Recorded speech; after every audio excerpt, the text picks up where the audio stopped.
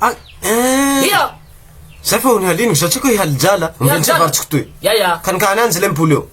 Tsela avao fa hainao prix raha reo biaby.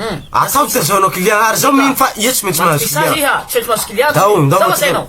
Eka matoky anao zao ndao. Halijala iha. Aleso. Gratuit reto androany.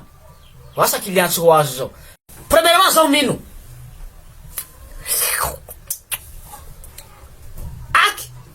Marasuko kafe toy. Sargeg, savana. Miala. Pour bakani lan so kafe njitu androany. Tahamtana tu gratuit fa no andoava Jala vai sikfara. Ha. Miseko tizi ule vale. Família matuki tena. Adiseza tilaina. Jala ko lurut namako ty ko tena mahazo client marina. Hailako to zay tsy nalafo. Zaho fa taisinja avao tsy fahazo client iny hazo client. Mba raha hosoko raha toy androany. Kura bliga. Salama to mbena. Hay mila client ko iha. Salama to mbena. Salama tomko. Salama tomko. Zaho ko manambara aminareo lafa nareo hino café amiko ato. Café sao hanome tontolo andro mamiratsy ho ahinareo.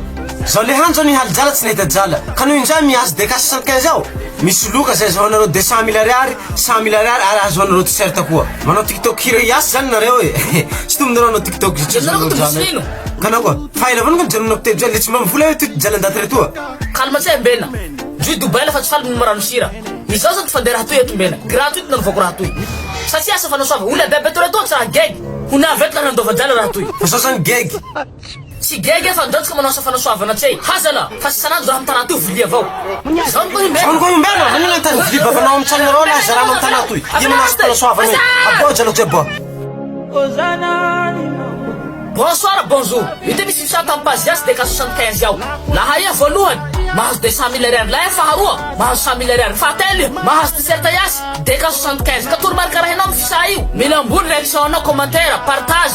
Vira hataonao. Bako amizay capturevanao. Alefanao aminy lafa mifisarira mois de octobre. Apetsana amin'ny commentaire to dia TikTok hira io.